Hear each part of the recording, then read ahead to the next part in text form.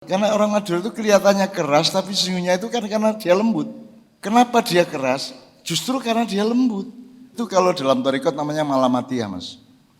Orang yang benar-benar sudah soleh dengan rohaninya, itu tidak ingin menampakkan pada fisiknya.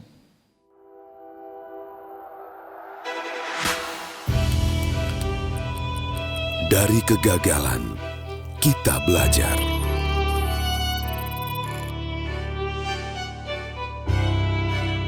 Bahwa kesuksesan butuh perjuangan.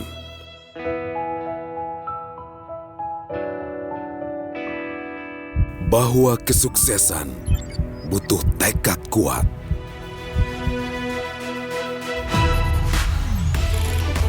Menjadi sukses adalah menjadi inspirasi bagi semua. Wismilak Diplomat, arti sebuah kesuksesan.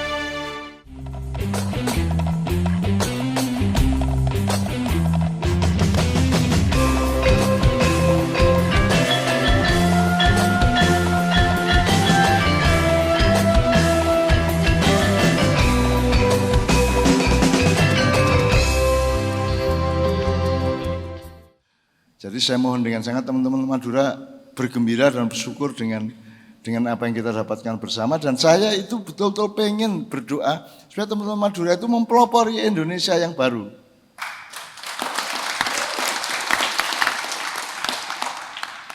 Kalau berhadapan sama Putin, berhadapan sama Joe Biden, berhadapan sama Jepang, sama siapa itu, ojo ingah-ingih Pak. Ojo pelonga-pelongo gitu loh, medurong itu loh. Tak todik tompes. Bukan karena mereka ahli kekerasan. Saking lembutnya mereka, maka mereka sangat peka terhadap harga dirinya, betul enggak? Orang yang peka terhadap harga diri adalah orang lembut. Kalau dia orang kasar, dia tidak peka terhadap harga diri. Nah, orang Madura itu nomor satu sumbangannya kepada bangsa Indonesia adalah martabat dan harga diri itu. Bukan gengsi, bukan gengsi. Kalau dalam dunia modern yang namanya gengsi, ini bukan soal gengsi. Ini soal saya mempertahankan yang paling hakiki, dan paling hakiki itu mesti lembut. Tidak ada hakiki kok kasar. Hakiki itu pasti lembut, esensial dia. Asaliyah atau usuliyah, gitu ya, esensial gitu ya. Tuh. Jadi saya setuju dengan namanya Segoro Ati tadi. Terus ada satu fakta lagi, teman sekalian. Segoro itu kenapa saya segara ya? Segara apa segoro? Seger. Ya wes, saya menyesal nggak bisa bahasa Madura itu, menyesal juga. Seger, mau saya ngapalin yang pote mata sama pote tulang itu nggak bisa sampai sekarang. Padahal saya sudah tanya Pak Muzamil, saya sudah tanya Pak Zawawi, sudah tanya berkali-kali dari dulu, nggak apal-apal saya. Jadi memang saya itu orang kasar dibanding orang Madura gitu ya. Orang Madura kelihatannya kasar bahwa mereka sangat lembut. Itu si thariqat malamatiyah. Ada namanya thariqat malamatiyah. Orang yang selalu menyembunyikan percintaannya dengan Allah di depan manusia. Jangan sampai mereka kelihatan. Dan kalau ada di antara dua wali yang bercinta dengan Allah kemudian saling membuka rahasianya, mereka marah. Jadi ada seorang waliullah di Pasuruan, di pojok pasar. Suatu hari dia entah gimana caranya sampai ke Kendal. Sampai ke Kendal sana ada waliullah yang lain yang terus dia menyapa. Dia nyapa namanya, terus yang disapa ini marah, loh saya ini sudah sembunyi beratus-ratus tahun, kamu panggil namaku, kalau gitu aku sekarang bubar ini, batal ini, puasaku batal, aku mati saja, terus mati Mas. Itu begitu dekatnya dia sama Allah, dia bilang mati saya kan, kun fayakun, mati betul. Jadi Anda hati-hati jangan ngomong gitu ya. Jangan-jangan Anda wali terus mati betul Anda. Nah, soal samudra ini Mas, segara ini Mas ya, Anda perhatikan.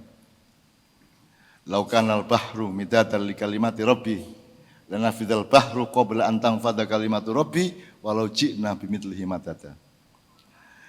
Jangan dipikir kalimat Allah, ayat Allah itu hanya ada di Quran. Karena Allah sendiri secara matematis sudah memberi hitungan. Kalau semua air laut di muka bumi itu dipakai untuk menuliskan kalimat Allah, maka akan kering lautan itu Dan belum selesai kalimat Allah dituliskan, meskipun airnya dituangkan terus-menerus, tidak akan pernah habis untuk menuliskan kalimat Allah. Padahal kalau sekarang Anda bandingkan Al-Quran itu 6.666 ayat, ya, itu kalau ditulis pakai tinta cukup 1 ember, enggak, Mas? Itu berapa botol itu ya? Kan cukup paling 10-20 botol udah cukup, Mas, ya. Sementara kalimat Allah yang sebenarnya itu 7 lautan ini dipakai untuk menulisnya tidak cukup. Jadi ayat Allah itu Anda akrablah dengan Al-Quran, tapi jangan menyangka bahwa Allah itu hanya berfirman di Al-Quran. Tiap hari Allah berfirman kepadamu. Tiap hari Allah berfirman kepadamu. Tiap hari Allah berfirman kepada nyamuk, kepada lebah-lebah, kepada tawon, kepada daun, kepada semuanya Allah berfirman.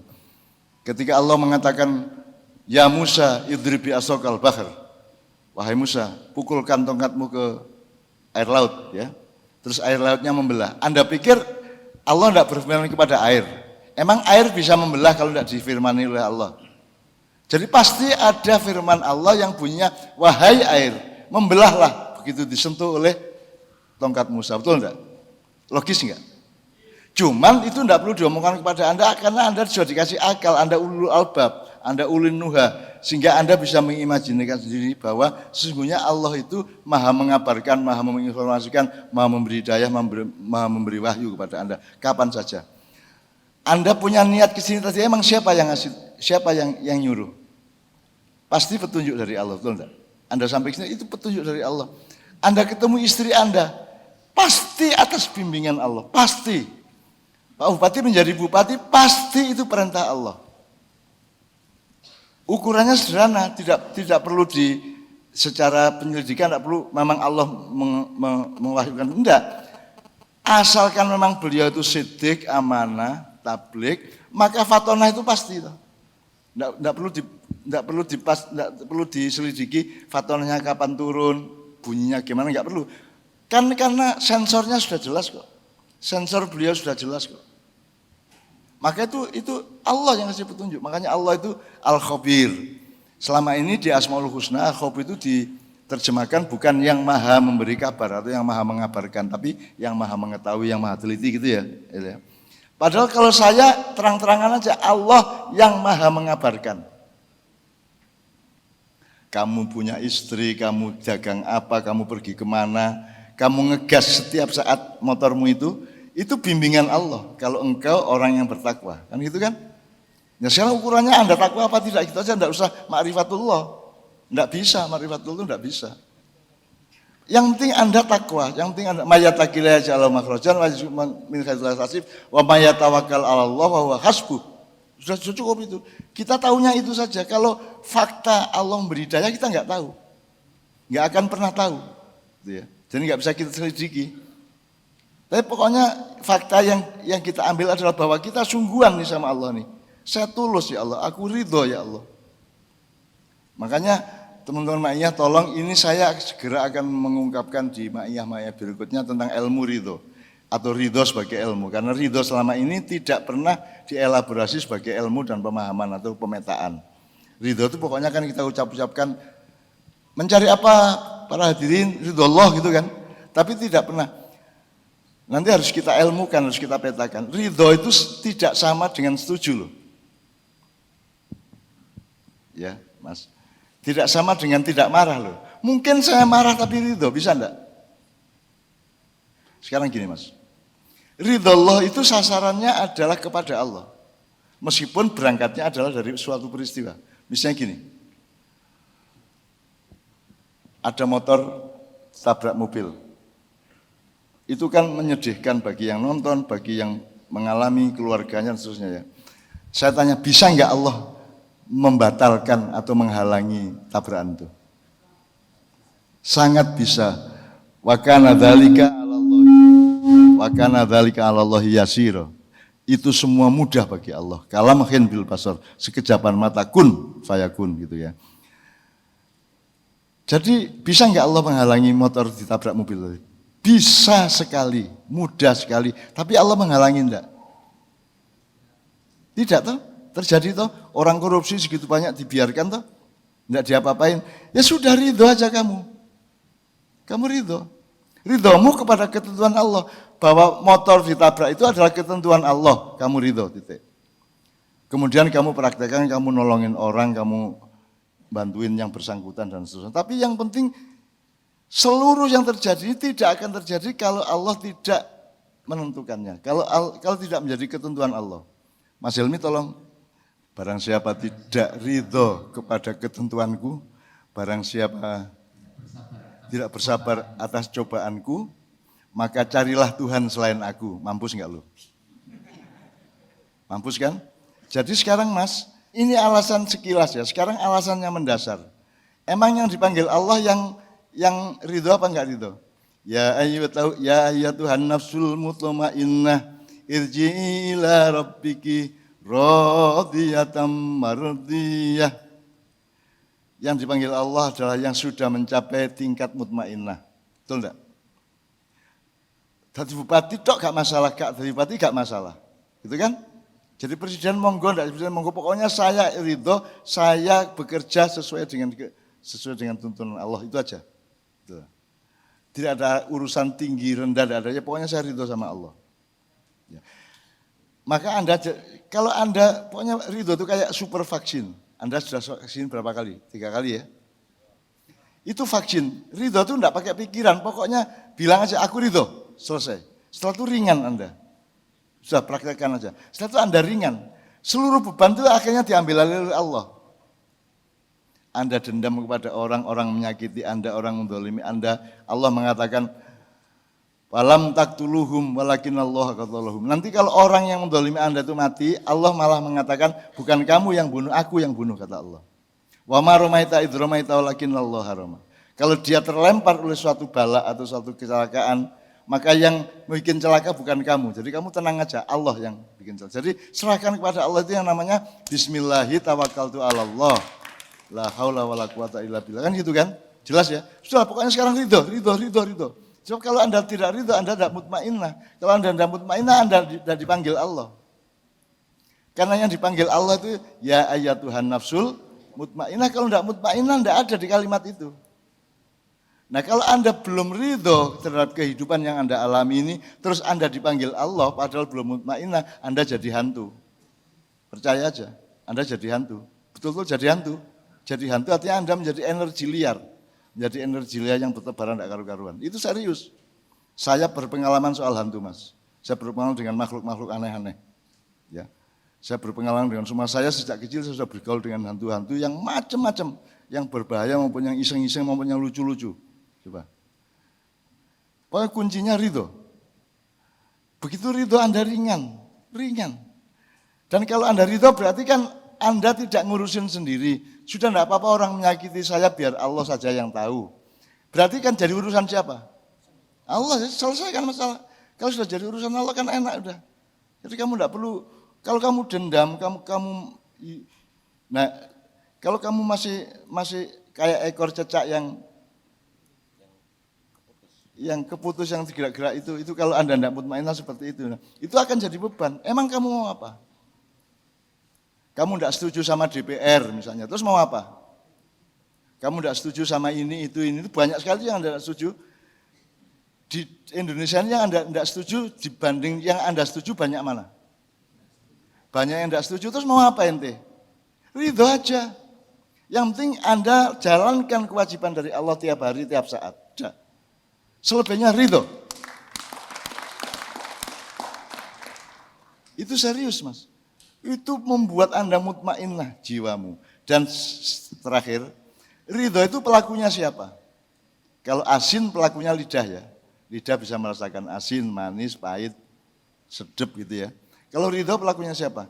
Kalau Anda kelempar rokok misalnya ya. Aduh, gitu ya. Yang sakit siapa? Yang sakit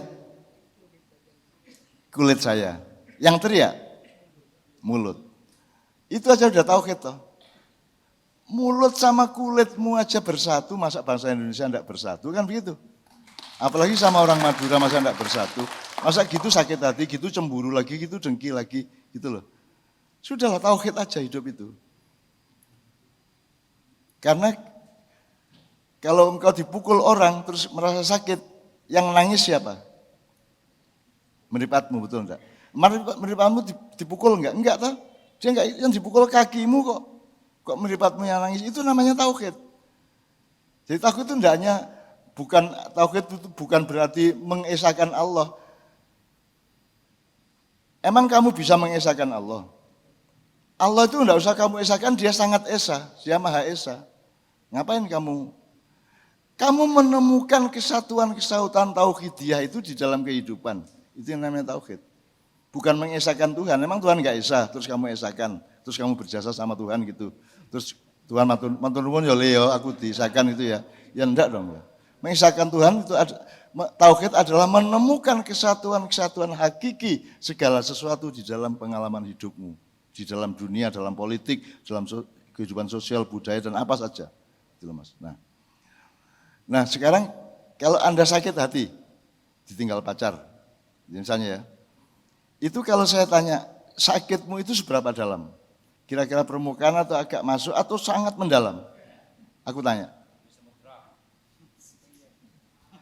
Nah, kan ada sakit di permukaan, misalnya dicubit ya, kan cuma sini ya, ada yang lebih mendalam dan itu ada berlapis-lapis yang tidak terhingga.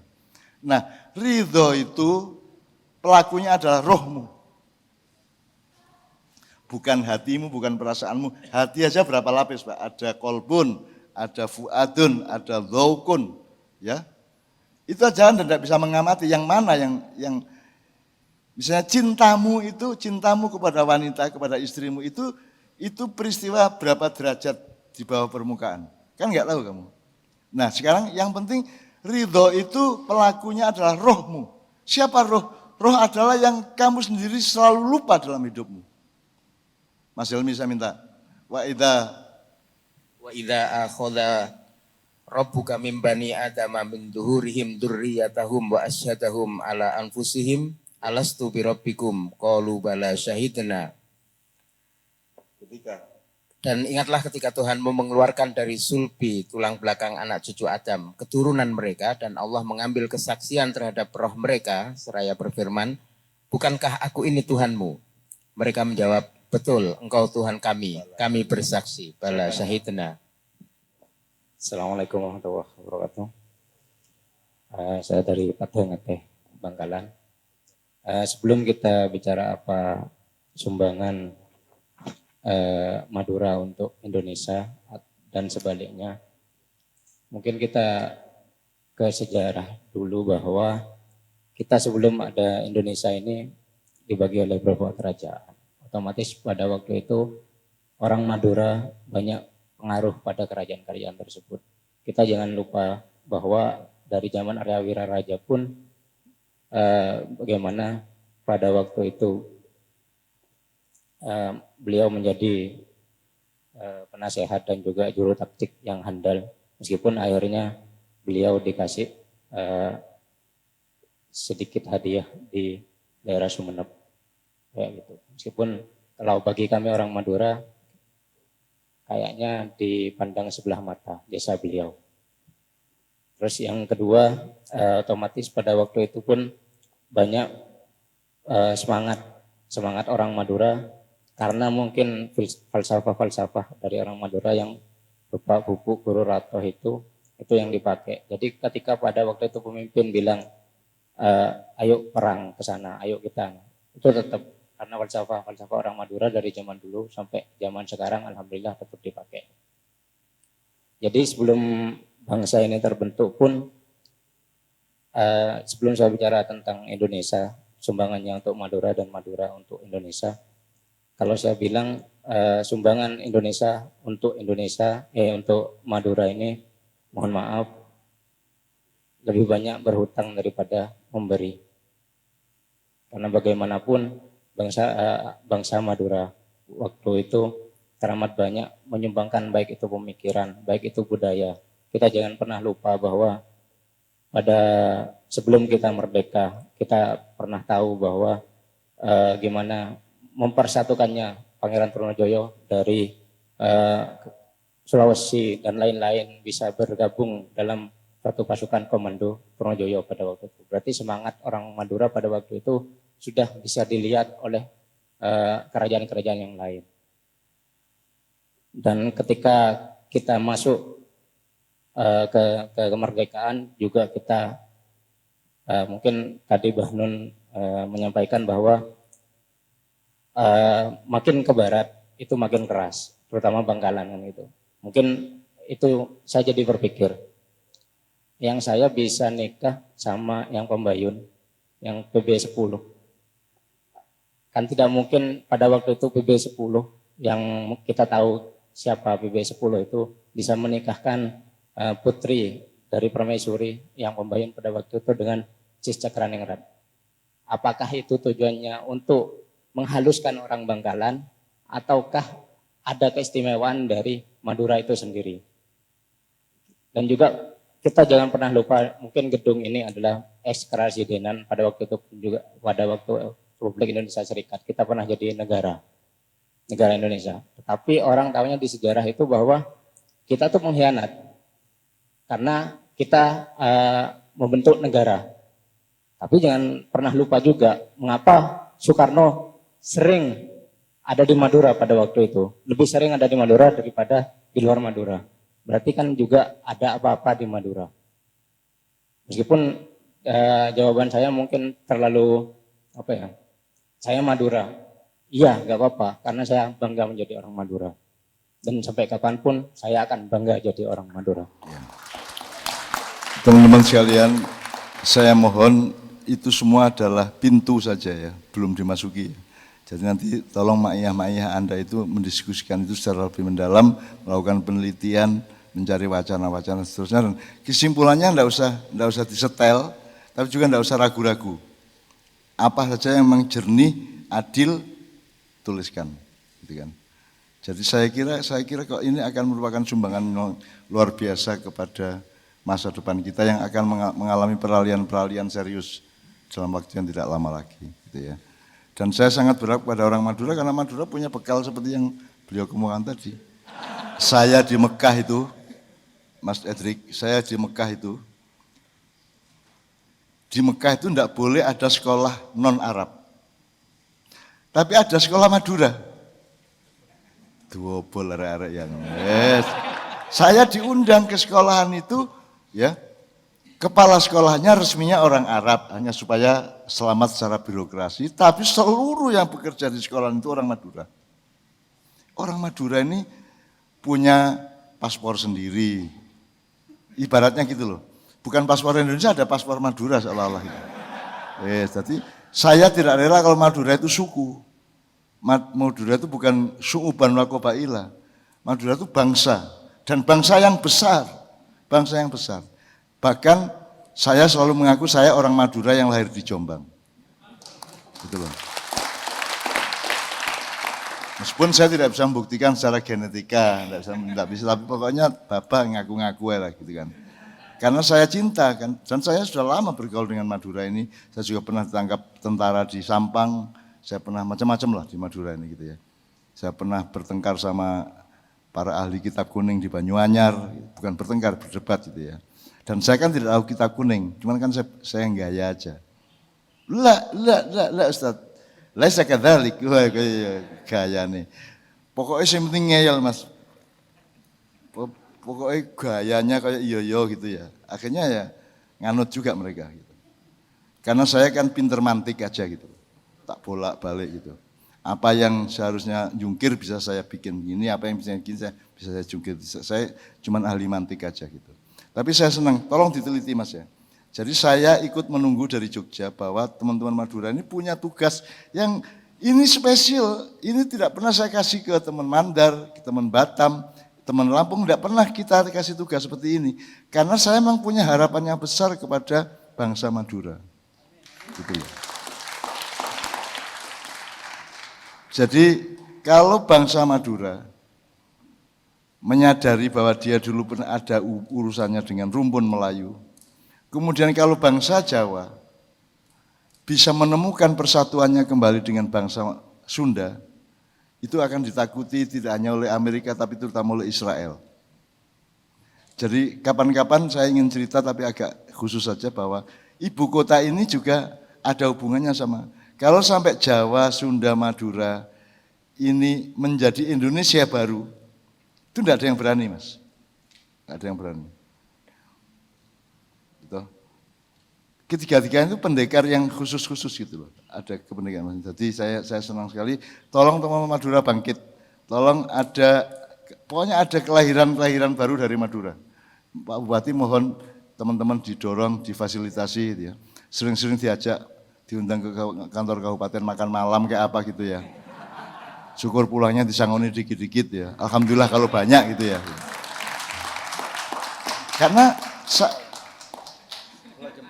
jempol ya. Karena saya ini enggak punya apa-apa, Mas. Hanya punya cinta kepada tanah air saya. Enggak punya apa-apa saya. Saya pejabat bukan, pengusaha bukan, kiai bukan, ulama bukan, apapun bukan. Saya hanya punya cinta. Saya hanya punya perhatian yang sangat serius kepada bangsa ini. Sampai saya mendetail sesuatu yang orang lain tidak peduli. Para profesor rata-rata tidak peduli pada apa yang saya omongkan. Karena saya sampai kerak-keraknya, sampai pori-porinya saya amati ini Indonesia ini. Karena Indonesia ini karomah dari Allah di antara penduduk semua di dunia. Ini karomah. Tidak ada orang dahsyat kayak orang Indonesia, apalagi Madura. Menjadi sukses adalah menjadi inspirasi bagi semua. Wismilak Diplomat, arti sebuah kesuksesan. Kalau Anda lihat jumlah penduduk Indonesia dengan jumlah penduduk Malaysia atau Vietnam atau Inggris atau Spanyol gitu ya, maka tingkat keterpaparan, kurva keterpaparan orang Indonesia oleh COVID itu sangat rendah. Seharusnya kita sudah bergeletakan ndelok sembronone wong-wong ya. Wong sembrono banget tuh kita kan. Selawatan gak apa-apa, masuk selawatan kena COVID gitu kan. Wah, udah macam-macam etosnya itu. Tapi kan faktanya memang baik-baik saja. Enggak ada misalnya di Suramadu ada ratusan penduduk Madura bergelimpangan kena COVID ya enggak tuh, Mas? Enggak ya, yang bergelimpangannya COVID-nya bergelimpangannya. Kan jadi saya bukan meremehkan, Mas, tapi memang kita itu punya nyun sewu, Pak, ada namanya ekosofi, Pak. Ada ekologi, ada ekosofi. Ekosofi ini lahir di Kadipiro, di rumah Mak Iya. Ekologi itu adalah perhitungan tentang pengetahuan dan pemetaan tentang alam semesta dengan dialektika dan metabolismenya. Itu ekologi. Ilmu tentang lingkungan hidup ya. Tapi kalau ekosofi itu lahir di Mak Iya. Anda lihat TV ya, Animal Planet, National Geographic, kan sangat bagus, Mas, tentang laut, ikan-ikan, binatang, bagus banget. Tapi apakah pernah Tuhan disebut? Satu kali aja, tidak pernah Tuhan disebut. Jadi ekologi itu ilmu mengenai alam semesta, botani, zoologi, tetapi tidak mengakui penciptanya. Sementara kita, kalau ekosofi itu bukan hanya mengakui, tapi memperhitungkan sunnahnya pencipta ini. Sunnahnya, amarnya, irodahnya, itu kita hitung. Gitu loh. Kita hitung, karena Allah sendiri mengatakan, wa auha ilan nahli, bahkan lebah-lebah saja diberi wahyu oleh Allah. Masa kita hitung? Tidak ada selain daun yang tanggal dari tangkainya tanpa sepengetahuan Tuhan, kan gitu kan? Lu kurang apa ekosofinya? Jadi kita jangan hanya pakai ilmu sekuler barat, kita harus pakai ilmu yang diajarkan oleh Allah sendiri melalui Al-Quran gitu ya. Dan orang Madura ahlinya lah, orang Madura ahlinya lah. Terus siapa lagi? Masuk orang Jombang kan Lodruk, gitu loh. Anda ahlinya, Anda ini orang yang masih kitab kuning, yang masih santri, yang masih pesantren, yang masih, Anda ini masih basah kuyup oleh Islam. Tanpa Anda menjadi FPI kan, tanpa Anda menjadi apa jenenge? Takbir kok Allahu Akbar. Kate gelut musuh sapa gini. Allah mengajarkan takbir itu kan Allahu Akbar. Dia peristiwa kontemplatif. Allahu Akbar. Kan gitu kan? Setiap sholat loh kita. Lu sudah diajari setiap sholat Allahu Akbar kan gini. Allah, jadi itu perjalanan ke dalam rohani di dalam. Itu bukan ancaman keluar. Sekarang Allahu Akbar jadi ancaman terus piye? Allah sendiri juga tanya, Bril, apa Allahu Akbar itu? Bril. terus Jibril turun. Duka niku, entah itu apa itu. Kan setiap orang tuh kalau teriak kan ada sebabnya, misalnya diinjak, aduh, gitu ya. Gitu kan gitu Mas. Ini Allahu Akbar tidak ada sebabnya, meneng-meneng Allahu Akbar hanya karena takbir, Allahu Akbar. Saya tidak mengatakan itu salah. Tapi alasannya apa? Kan kalau Anda ngomong subhanallah kan Anda mengagumi kesucian Allah. Astagfirullah kan Anda merasa bersalah gitu ya. Terus Allahu Akbar kan menurut saya itu puncak kekaguman dan puncak pendalaman kita terhadap dahsyatnya dan indahnya Allah dengan semua ciptaannya, betul enggak? Maka Allah, jadi orang tuh kalau senang tuh bukan teriak-teriak Mas. Kalau senang itu justru kontemplasi Allahu Akbar. Itulah. Apalagi orang Madura, orang Jawa itu agak sama soal itu Mas. Kalau kelaparan ketawa keras-keras. Ya. Gitu kan? Kalau gembira itu malah mengendap dia.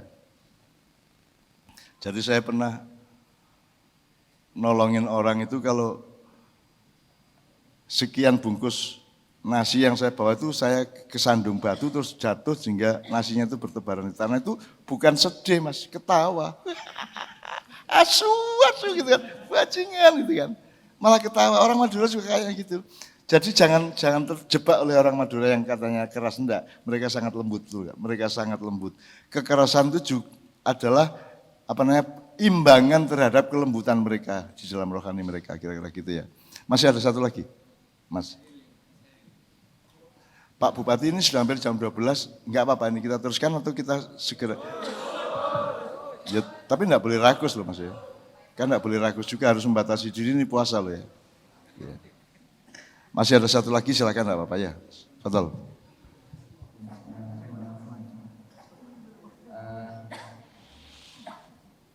Saya langsung saja. Jadi punya saya mungkin sedikit akademis gitu ya. Karena ini merupakan kajian disertasi saya tentang Madura. Ada something error gitu ya.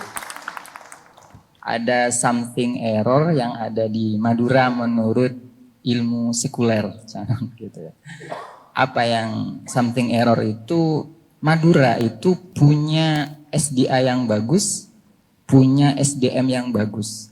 Tapi sejak 73 tahun Indonesia merdeka, pendidikan yang ada di Madura itu selalu berada pada titik terendah dari 36 kabupaten. Madura selalu berada pada posisi terbawah gitu ya. Ini ada something error gitu. Enggak. Itu pertama, Cano. Yang kedua, karena ikannya diajari terbang. Gitu? Karena burungnya diajari berenang. Jadi ada ketidaktepatan pelaksanaan kemerdekaan ini. Jadi saya potong sedikit ya. Indonesia ini kan tidak meneruskan. Mohon kalau bahasa Madura saya nggak tahu. Kalau kelapa masih kecil sama beluluk. Luluk. Kalau agak gede dikit belum ada dagingnya tapi sudah ada airnya. Cengkir. Terus degan, terus kelapa. Jadi hidup itu evolusioner Mas, evolutif. Nah Indonesia ini kan enggak tiba-tiba jadi duren maunya kan gitu kan. Tidak, jadi mereka enggak belajar kepada Madura, enggak belajar kepada Jawa, tidak belajar kepada Minang. Mereka paksa Minang untuk jadi Indonesia, mereka paksa Madura untuk ikut kurikulum Indonesia, kan gitu kan. Enggak pernah mikirin tuh Menteri Kebudayaan tuh enggak pernah, dan tidak pernah mikirin Madura, enggak pernah Mas. Karena mereka tidak berangkat dari dirinya, mereka itu adopsi dari Belanda, dari Barat dan dari Amerika, kemudian dari Cina. Ya nggak jadi apa-apa akhirnya, rusak semua. Makanya something error tadi. Oke, saya teruskan Mbah Nun. Kebetulan saya itu karena saya menikah dengan cicitnya Deza Wawi Emron gitu ya. Kemudian saya banyak diskusi dengan beliau begini, semestinya di Indonesia, di Madura itu ada pabrik garam gitu ya. Karena garam terbaik di Indonesia itu ada di Madura. Tapi hingga hari ini itu belum ada gitu. Ini ada something yang error, bukan salah ya. Error dengan salah itu berbeda. Yang salah itu adalah masyarakatnya, yang salah itu adalah sistemnya, atau yang salah itu adalah pemimpinnya gitu. Enggak, prinsip kenegaraannya. Yang salah menurut saya, prinsip kenegaraannya. Maka orang Madura harus nyicil di antara maknya. Kita suatu hari butuh reformasi konstitusi. Revolusi pemahaman kembali terhadap hakikat negara, hakikat bangsa, hakikat tanah air dan seterusnya. Makanya saya ingin maju teman-teman maknya untuk sampai ke sana pada akhirnya gitu loh. Dan harus akademis memang, harus akademis. Supaya nggak diremehkan orang. Oke, siap. Yang lebih aneh lagi, Mbak Nun. Wisata oksigen terbersih sedunia itu nomor 2 ada di Madura setelah Yordania gitu. Namun pemimpin yang ada di Madura itu tidak pernah membuka mata akan fasilitas itu gitu ya.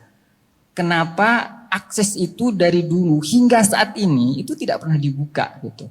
Karena profesor saya itu mengatakan, kebetulan saya kuliah di Malaysia, Mbah Nun, saya mulai dari S2 hingga S3 itu di Malaysia. Saya banyak tahu orang Madura yang ada di Malaysia, mulai dari yang paling bawah hingga paling tinggi. Modalnya adalah modal nekat, dan mereka itu sama seperti Mbah Nun katakan, begini. Kenapa saya mengatakan bahwasanya orang Madura itu jujur? Ya, orang Madura jujur. Orang Madura itu pemberani, iya orang Madura pemberani. Tapi kenapa ya orang Madura itu tidak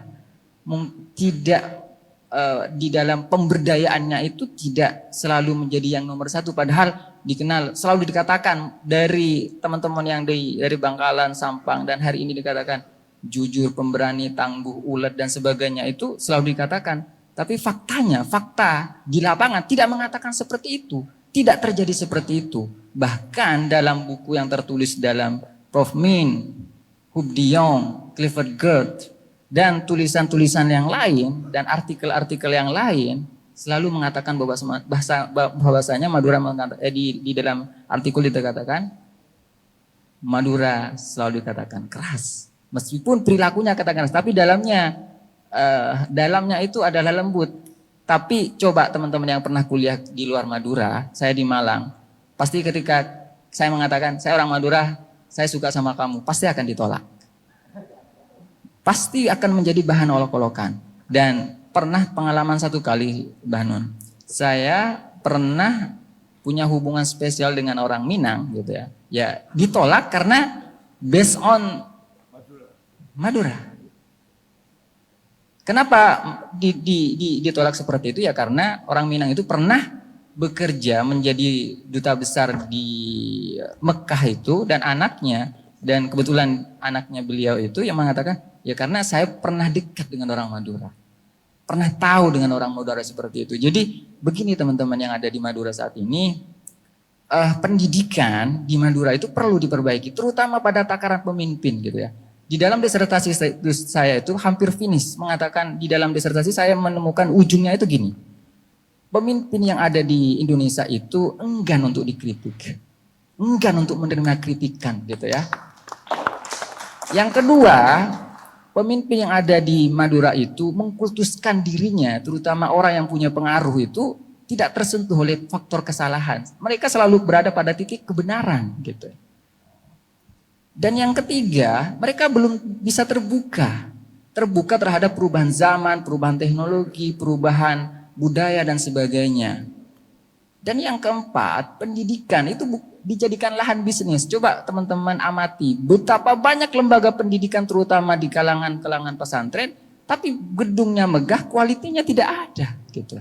Ini menjadi pertanyaan besar kepada kehidupan ini. Sehingga ketika saya diberikan kesempatan hari ini ingin mengatakan something error, dan ini adalah kesalahan besar dari 73 tahun Indonesia merdeka. Harapan saya tolong ini dievaluasi mulai dari Jakarta hingga di Madura. Sekian. Tepuk tangan untuk teman kita. Saya kira Anda sudah hampir memasuki lorongnya ya. Jadi harapan saya gini. Pertanyaan yang kedua tadi, apa sumbangan Indonesia kepada Madura dan sumbangan Madura kepada Indonesia? Itu tolong diperkaya. Apa saja perusahaan Indonesia terhadap Madura dan apa saja perusahaan Madura terhadap Indonesia, supaya adil gitu ya. Anda temukan itu, nah Anda kan sudah mulai menemukan toh. Karena Indonesia ini tidak peduli sama itu gado-gado yang tidak peduli sama unsur-unsur gado-gado. Jadi kacangnya nggak boleh jadi kacang, kubisnya nggak boleh jadi kubis, gitu. Dan tidak dimaintain sebagai kubis. Bumbunya juga bumbunya Belanda, kan gitu kan? Nah, tolong penelitian Anda diteruskan sampai ke Renaissance, Mas. Kita ini pengikut Renaissance setia. Nabi kita itu bukan Muhammad, Nabi kita itu kalau secara negara, Nabi kita itu Renaissance. Yaitu masa pencerahan yang mereka sebut masa pencerahan. Bagi saya itu masa penggelapan. Jadi Renaissance itu adalah satu gerakan di mana kekuasaan kerajaan-kerajaan di Eropa dikudeta oleh pedagang atau pengusaha. Itu Mas ya. Jadi disitulah muncul sekularisasi, materialisme semua muncul di situ. Jadi prinsipnya adalah sejak masa Renaissance di Italia dan Perancis, revolusi Perancis itu, Tuhan disingkirkan dari manusia. Dan manusia direbut dari Tuhan. Manusia itu seolah-olah adalah miliknya sendiri, maka dia bikin hak asasi manusia. Kan tidak rasional hak asasi manusia itu. Jadi Renaissance itu pokoknya Tuhan disingkirkan dari manusia dan manusia direbut dari Tuhan. Itu prinsipnya, nanti Anda bisa kembangkan dan elaborasi sendiri di disertasi Anda. Saya kira teman-teman Ma'iyah mohon studi beneran. Karena kalau Anda benar-benar studi dan mempelajari itu beneran, nanti Anda akan 2-3 langkah di depan Ma'iyah yang lain di luar Madura. Dan Anda akan lebih memimpin nanti. Saya kira kok saya optimis dengan itu ya. Jadi, terutama namanya kan makin lama regenerasinya kan makin kelihatan ya, ada anak-anak yang semakin muda dan tolong dipelihara Pak Bupati, saya mohon maaf. Karena juga pejabat apalagi yang tempo hari masuk penjara itu ya. Itu kan itu puncak kebusukan Madura. Ya. Nah memang seluruh pejabat di Indonesia ini semuanya ikut Indonesia. Jawa ikut Indonesia, Bugis ikut Indonesia, Minang ikut Indonesia, Aceh pun ikut Indonesia, hanya dengan nyuri syariat tok dikit itu kan. Madura juga ikut Indonesia. Sekarang kita mohon kepada para bupati di Madura ini untuk lebih mencintai Madura dan belajar kepada kemaduraan, lebih dekat dengan anak-anak muda Madura, dan Maduranya itu 70%, Indonesianya 30% gitu kalau saya. Atau 60-40 deh. Atau 55-45 deh. Atau 51-49 deh. Tapi pokoknya Maduranya lebih diperhatikan. Karena Madura ini, Minang ini, Jawa ini, Bugis ini, Mandar ini yang besok-besok akan menjadi faktor-faktor penyelamat dan yang bikin Indonesia jaya. Gitu loh. Bagaimana kalau gado-gado kacangnya boleng? Ya Mas. Bagaimana gado-gadonya akan laku? Indonesia kan gado-gado gitu ya. Kalau kubisnya layu, bagaimana gado-gadonya dibeli orang? Kita tidak akan laku di masa depan. Maka mulai sekarang menurut saya justru ini adalah bangsa-bangsa terutama Madura ini betul-betul kita harapkan. Betul-betul saya gadang-gadang kalau bahasa Jawanya saya harapkan betul. Dan itu Anda tidak perlu ditolong siapa-siapa kecuali Anda menolong diri Anda sendiri dan minta tolong kepada Allah. Makanya wirid kita yang terakhir kan hanya hasbunallah wa ni'mal wakil, ni'mal maula wa ni'mal nasir itu tok. Karena segala sesuatu akan bermuara ke situ. Itu loh. Jadi saya senang dengan yang Anda kemukakan dan saya bersyukur Pak Bupati, anak-anak muda ini serius. Itulah Madura kan gitu kan. Nek Jombang rotok dulinan Mas. Rotok guyon tok ae gitu kan. Gitu kan. Nah, saya kira Madura, saya berharap khusus kepada Madura, maka sekarang harus disusun manajemennya Mas. Misalnya kumpulan yang muda-muda, mekanismenya bagaimana, yang dirundingkan apa, yang didiskusikan akademis apa, yang spiritual, religius apa, dan seterusnya itu ada pembagiannya. Terus hubungan sama pemerintah, sama Pak Bupati, tolong juga dibangun terus. Karena kalau Anda tidak bekerja sama dengan pemerintah di sini, di Madura juga akan tidak bisa seefektif yang seharusnya kan. Demikian juga Pak Bupati dan teman-teman pejabat semua di sini, tolong lebih santun dan lebih mencintai kemaduraannya generasi muda Madura ini. Oke, Pak Bupati ini masih ada? Masih terakhir ya? Sebagai harapan dan doa Oke. teman-teman. Oke. Terima kasih Mbah Non. Assalamualaikum warahmatullahi wabarakatuh. Mungkin ini bukan pertanyaan, bukan keluhan atau apapun, tetapi ini menjadi harapan dan doa kita bersama. Karena kebetulan malam hari ini juga malam yang sangat suci. Dan kita dikumpulkan dalam keadaan suci. Dan kalaupun di Indonesia pernah membuat statement bahwa di Madura sangat rendah tingkat bacanya, pada bulan Ramadan Madura itu paling utama tingkat bacanya, terutama baca Al-Quran. Itu. Nah ini soal sesuatu yang nyeleneh bahwa sebenarnya ukuran-ukuran sukses menurut negara tidak menjadi ukuran-ukuran sukses menurut kita bersama kayak gitu. Itu that's the answer. Kalau engkau ya itulah jawabannya. Kalau Anda masih menjadi mukallidin dari Republik Indonesia yang salah arah dan salah kaprah ini. Saya tidak mengatakan, saya bukan berontak ya. Tapi saya ingin menumbuhkan Madura. Temukan dirimu, temukan determinasimu, temukan futurologimu dan bahkan engkau mungkin akan jadi lokomotifnya Indonesia suatu hari. Dan saya doakan Presiden Indonesia suatu hari orang Madura yang tidak seperti kakak-kakakmu di Jakarta sekarang.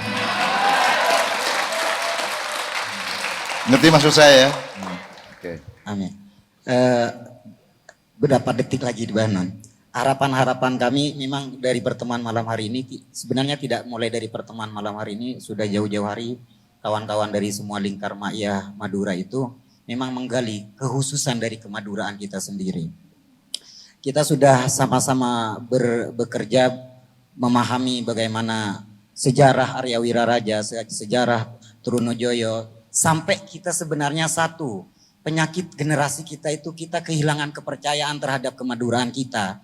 Karena persoalan negara ini hampir melenyapkan sejarah dan membuat Madura terselip di bagian paling kecil dari negara ini.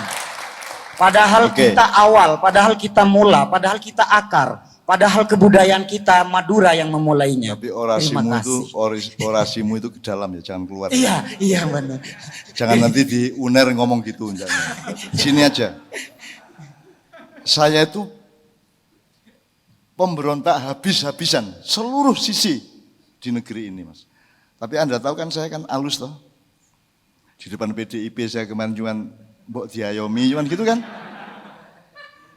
Padahal saya itu bisa ngomong banyak mengenai Bung Karno. Saya bisa ngomong banyak mengenai proklamasi, bisa ngomong banyak mengenai kenapa kok Indonesia nunggu 17 Agustus, kenapa enggak 14 Agustus setelah Jepang dibom? Kenapa pakai nunggu beberapa hari? Kenapa enggak langsung seperti Korea Selatan? Saya punya banyak fakta, tapi saya sangat sabar, Mas. Saya belajar kepada Allah, belajar kepada para nabi, saya belajar kepada Nabi Ayub. Jadi tidak penting Anda memberontak apa tidak, tapi pokoknya Anda harus berjalan sesuai dengan rokaatnya, gitu ya, tolong ya. Jadi jangan hatimu, tangan kakimu rokaat pertama, hatimu rokaat kedua, jangan.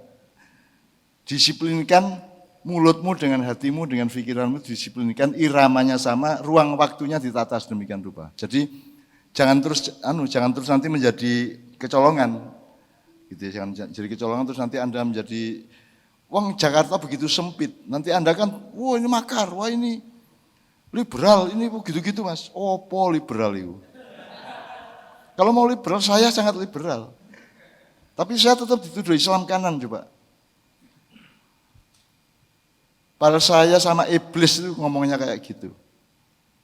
Saya bilang, kemarin ada di PDIP itu ada tokoh yang beragama Kristen bilang, Cak, kan saya Kristen gak enak dong kalau saya ikut di forum Ma'iyah. Saya bilang, lu jangankan orang Kristen, iblis setan saya terima, jin saya terima. Karena saya tahu proporsi saya dan saya tahu proporsinya jin. Saya bergaul dengan mereka semua dan saya itu ujung-ujungnya itu cuma kasihan kok sama mereka. Kan mending Anda daripada setan. Kan gitu Mas ya. Setan kan tidak bisa berubah, dia makhluk kepastian. Kalau manusia dan jin makhluk kemungkinan. Itu pun manusia kemungkinannya berlipat-lipat dibanding jin. Karena Anda tahu iblis itu dari jin. Wa huwa minal jinni kan itu. Jadi Anda itu paling beruntung sebagai makhluk Allah, sebagai bungsu makhluknya Allah. Karena Anda punya kakak, anjing itu kan kakakmu. gajah kakakmu, angin kakakmu, gunung kakakmu. Terus nanti kakak sulungmu Nur Muhammad, ya. Tolong dipelajari juga ada bagiannya begitu. Kakak sulungmu itu Nur Muhammad, kemudian partikel-partikel, kemudian ruang dan waktu, kemudian menjadi alam semesta yang dihamparkan seperti teratai, seperti kolam teratai, seperti keratonnya Nabi Sulaiman. Ya. Itu tak potret dari atas tuh, keratonnya Sulaiman sama alam semesta tak potret pakai iPhone itu. Terus itu namanya puasa, Mas. Puasa itu artinya Anda berada pada irama. Kalau ketukannya, kalau temponya, istilahnya apa dong tempo itu? Misalnya ya, kalau ketukannya dek, dek, dek, dek, itu hatimu, pikiranmu, langkahmu, amalmu harus seirama. Kenapa banyak orang haus yang tadi dibilang, banyak haus, banyak orang ditangkap, banyak salah, karena tidak seirama. Ada Mas orang ngaji aja nggak bisa ngatur irama. Kita sholat rakaat pertama maunya sudah tahiyat akhir toh pikirannya, ya enggak? Gitu kan. Baru pacaran sudah idenya suami istri, ya toh? Nah kita tuh susah ngatur irama. Puasa itu adalah pembelajaran yang luar biasa untuk mengatur irama. Allah sendiri pakai irama. Allah kan bisa kun fayakun, tapi faktanya Allah kan bikin alam semesta 6 hari. Emang Allah butuh 6 hari? Jadi toh. Tapi Allah butuh 6 hari untuk memberi contoh kepada kita bahwa Anda itu harus berirama. Nah Madurat misalnya setahun ini ya teman-teman ya, setahun ini Anda targetnya apa, tahun kedua targetnya apa. Tapi tetap Anda siap-siap bahwa akan ada perubahan besar di Indonesia. Dan saya mohon Anda menjadi gerbong depan syukur lokomotifnya gitu ya. Gitu ya. Saya tidak expert untuk dikabulkan oleh Allah. Saya bukan orang soleh yang dekat dengan Allah gitu ya. Tapi kalau kabul mau apa? Saya bikin puisi lautan jilbab, teater lautan jilbab. Sekedar kayak gitu akhirnya semua jilbaban sekarang 99% wanita muslimah itu jilbaban. Wadam jilbaban sekarang Pak. Kurang gimana? Dan itu kan tidak pernah saya bayangkan. Maknya itu rumah samu piye? Emang maknya kan Pak, di mana-mana itu kan biasanya sampai jam 3. Enggak tahu di Madura ya. Di Jombang, di Jogja, di Jakarta kan sampai jam 3. Kalau itu saya berdoa kepada Allah, berani Pak. Ya Allah berilah aku forum yang datang 10.000 orang berdiskusi denganku sampai jam 3 pagi. Berani ngomong gitu sama Allah. Diginin sama Allah, dapur mununan gitu. Saya tidak meminta itu kepada Allah. Saya cuma bersungguh-sungguh. Saya bersungguh-sungguh, saya tulus, saya ikhlas. Saya tidak punya pamrih apapun kecuali menjalankan apa yang Allah perintahkan. Cuma itu dok. Ya. Sehingga akhirnya dikasih ma'iyah. Kita tidak minta ma'iyah. Ini Mas Edrik ini orang yang dari dunia yang lain sama sekali dengan ma'iyah dan saya. Tapi dia kemarin datang ke Kadipiro dan di sana bikin video. Dia meletakkan diri sebagai cucu saya. Agama resminya aja saya nggak tahu kok. Apa Katolik, apa Kristen, aku tidak tahu. Dan tidak masalah bagi saya karep-karepmu. Tidak ada masalah. Yang penting hubunganmu sama Tuhan itu intim. Gitu aja. Nah nanti Tuhan yang menilai, emang kita bukan. Tuhan yang menilai, Tuhan yang menerima atau tidak. Allah yang punya hak untuk menerima atau tidak. Kulillahumma malikal mulki tu'til mulka man tasya wa tunzilul mulka mimman tasya wa tudhillu man tasya biyadikal khair kan gitu kan. Sudahlah. Kita jangan jadi Allah, kita jangan Jakarta kan semua jadi Allah. Oh itu radikal, oh itu liberal, itu semua itu nuding-nuding kayak mereka pencipta syariat alam semesta gitu loh Pak. Gitu. Kan gitu.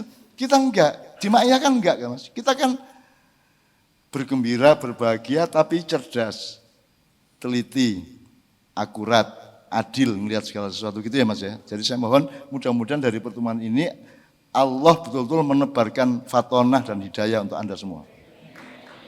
Oke, sekarang sebelum saya akhiri dengan satu nomor dari satu nomor yang Anda sudah tahu selawatnya sallallahu alaihi Muhammad sallallahu alaihi wasallam ya. Sallallahu alaihi Muhammad ya. Sallallahu alaihi wasallam. Terus nanti saya selingi dengan lagu Madura. Nah itu juga sebuah karya Indonesia Pak. Ya apa ceritanya? Kalau di Indonesia itu kan semua lagu-lagu di radio, apa di Pamekasan, di Sampang, semua kan lagu barat. Yang masuk tanggal lagu-lagu Indonesia itu harus lagu barat. Do, re, mi, fa, sol, dan berbahasa Indonesia, ngono toh? Kalau berbahasa Arab enggak masuk, betul enggak? Meskipun lagunya lagu barat, tapi kalau selawat kan enggak masuk ke perhitungan mereka. Misalnya Allahumma arhamna bil Quran, itu menurut Anda lagu Arab atau lagu barat? Itu lagu barat. Itu lagu barat, do re mi fa sol biasa. Cuman berbahasa Arab dan urusan sama Quran disangka itu Islam kanan gitu loh. Berarti cuma lagu barat biasa. Meskipun saya tidak bisa mengucapkan do re mi fa solnya, blotong yang bisa biar tong. Piye jok. La mi re mi fa mi re do mi. La mi Re mi fa mi re do mi. barat semua di re mi fa sol semua Mas. Tapi kan enggak mungkin masuk tanggal lagu-lagu. Karena apa? Karena berbahasa Arab. Karena dekat dengan Islam. Itu Renaissance. Orang Madura sekarang harus mandiri. Orang Madura harus mencari jati dirinya. Harus mencari tempatnya. Ya kita sekarang Aba Bakrin kemudian diteruskan dengan love. Tapi ada ngapotenya dikit. Syukur ada yang menyumbang ngapote. Kan saya nggak bisa ngapote itu. Yuk, Nef.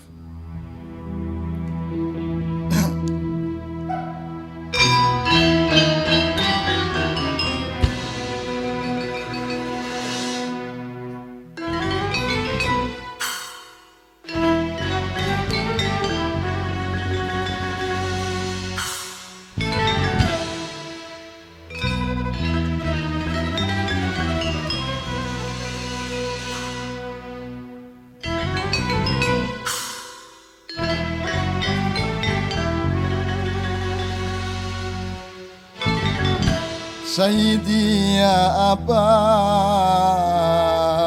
Bakrin, Sayyidi ya Aba Bakrin, hubbukum fil qiyamati dukhrin. Ya Umar, ifdihi bi umri wa kadha Sayyidi, Sayyidi Uthmana.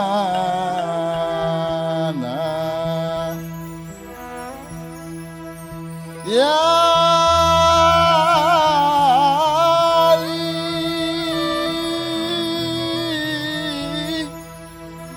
Ya Ali, ya bana Abi Talib, minkumul masdarul mawahib. Ya turah al-ura, ya turah al-ura lihajib.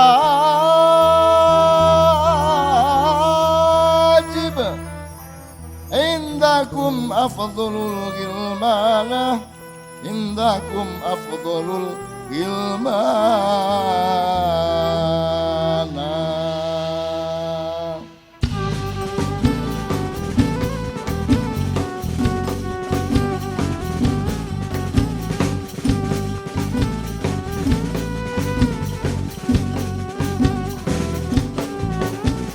Sallallahu ala Muhammad, sallallahu alaihi wasallam. Sallallahu ala Muhammad, sallallahu alaihi wasallam. Qaddimu dhulmal layali wasfiru raqbal ma'ali wabdulu kullal ghawali warfa'u dina Muhammad. Sallallahu ala Muhammad, sallallahu alaihi wasallam. Sallallahu ala Muhammad, sallallahu alaihi wasallam. In tanajatum fashiltum aw takhallaytum khudiltum aw ta'alaytum nadimtum ya talamita Muhammad. Sallallahu ala Muhammad, sallallahu alaihi wasallam. Sallallahu ala Muhammad, sallallahu alaihi wasallam. Laisa fil islami dhullun, laisa fihi ma yumallun, kullu ma fihi yujallun, innahu dinu Muhammad. Sallallahu ala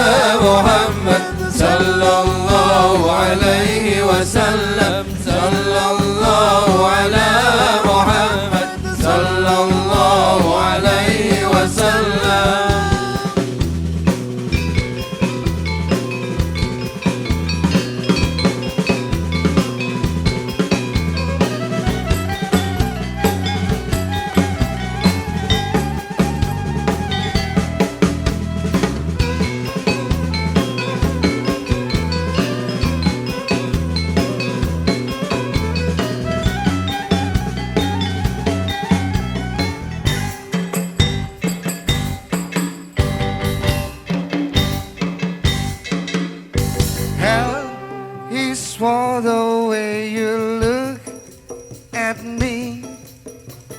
O is for the only one I see. V is very, very extraordinary, and E is even more than anyone that you adore and love. It's all that I can give to you. Love is more than just a game or two. Two in love can make it. Take my heart, but please don't break it. Love was made for me and you.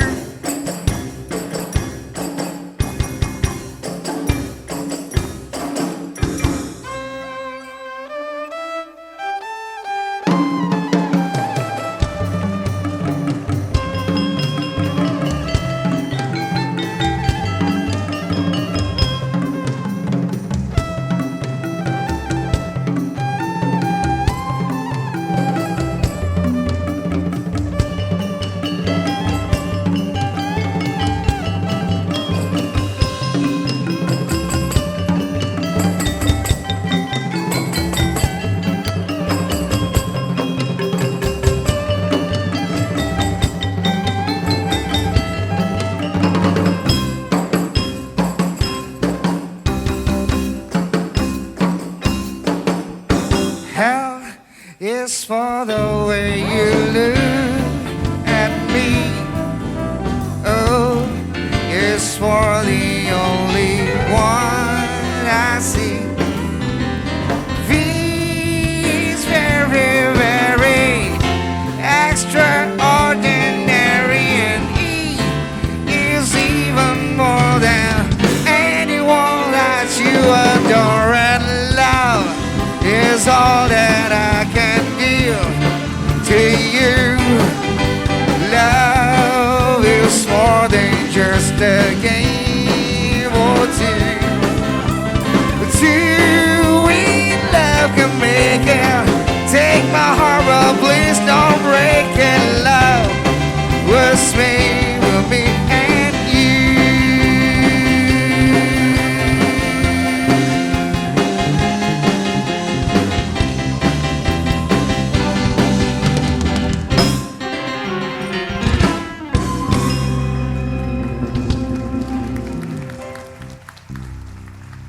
Pak Bupati, terakhir, kita ini bisanya cuma main musik kayak gini, tapi cita-citanya adalah keindonesiaan. Jadi semua unsur barat, mau jazz, mau Arab klasik, selawat, kita masukkan. Tetapi harus patuh kepada Indonesia. Gitu ya. Harus kita Indonesiakan semua. Jadi kita bukan budaknya orang barat, bukan budaknya orang Arab, bukan budaknya orang Cina. Kita adalah tuan dari diri kita sendiri, karena kita adalah fa'il, kita adalah pelaku utama yang oleh Allah diamanati untuk mengkhalifai diri kita, gitu ya. Jadi Pak Bupati, saya mohon maaf atas semua kesalahan saya. Mudah-mudahan ini tadi bisa merupakan aspirasi bersama teman-teman Madura, teman-teman Ma'iyah, untuk supaya oleh Allah disuntik, oleh para malaikat disuntik vaksin-vaksin dan juga adrenalin untuk menyelamatkan Indonesia di masa yang akan datang. Tapi sebelum Indonesia selamat, Madura dulu harus diselamatkan dengan identitasnya dan karakternya, gitu ya. Nah, sebelum saya akhiri, mungkin dari pihak penyelenggara Mas Edric atau Mas Laksa akan Pak Arief, saya mohon untuk mengomongkan 1-2 hal. Matur suwun nggih, Mbah. Selamat malam. Terima kasih. Saya belajar banyak hari ini, gitu. Belajar banyaknya itu ternyata, ini sedikit cerita, saya sedikit cerita. Ada guru punya murid harimau, gajah, ikan, monyet, burung. Gitu. Suatu ketika dikasihlah lomba. Gitu. Lombanya adalah untuk menghancurkan semua pohon yang ada. Yang paling seneng kira-kira sopo? Gajah. Oke. 1. Kira-kira kalau misalkan kita bicara soal harimau, ikan, monyet gitu misalkan contoh. Itu tertarik nggak untuk ikut lomba itu? Pasti enggak. Oke. Yang kedua ada lomba suruh renang cepet-cepetan. Harimau wis aduh air rek gitu kan.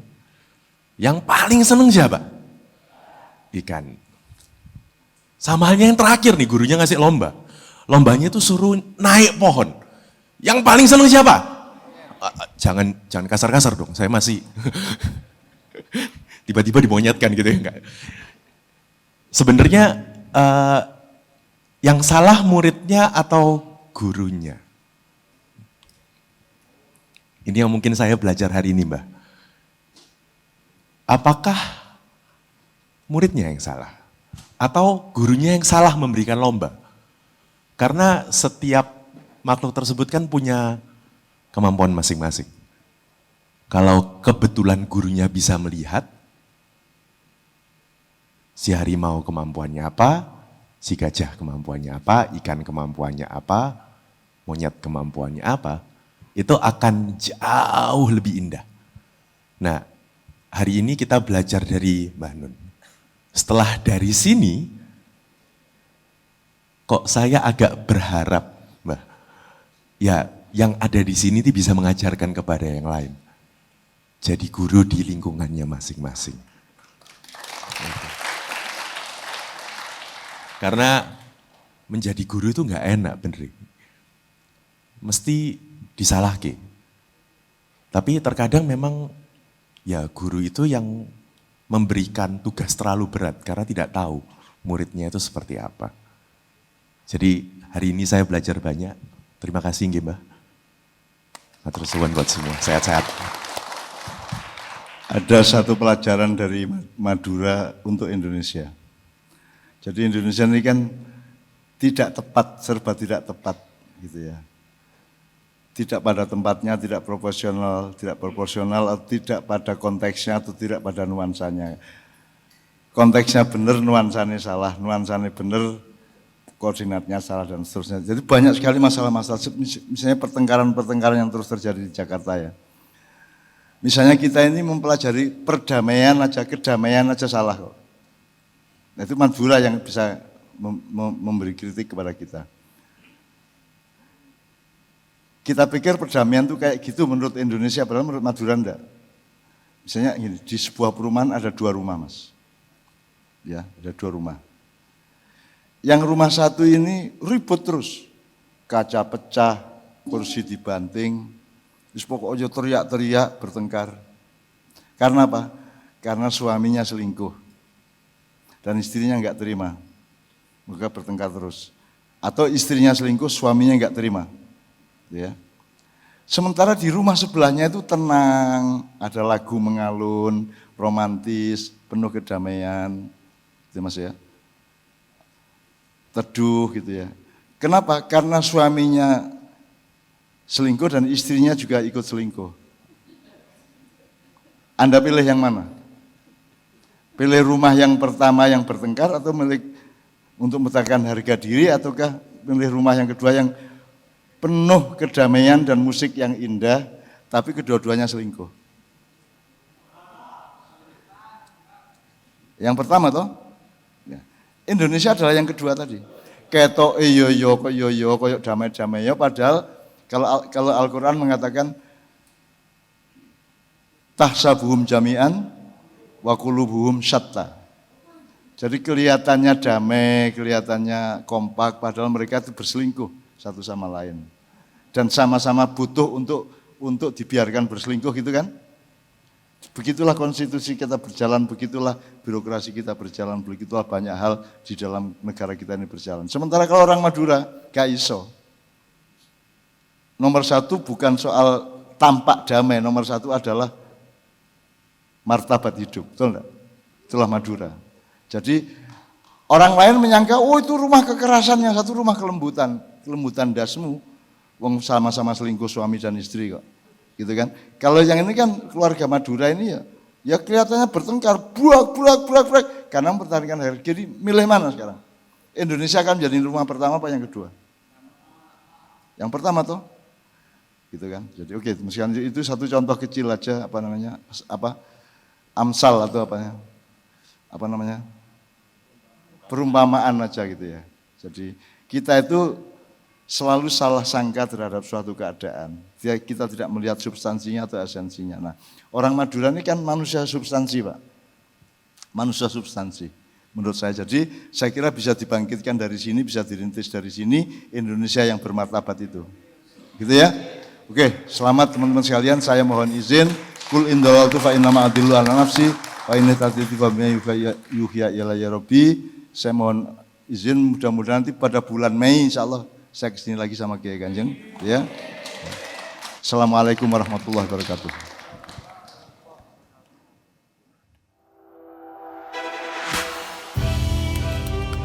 Dari kegagalan, kita belajar bahwa kesuksesan butuh perjuangan, bahwa kesuksesan butuh tekad kuat.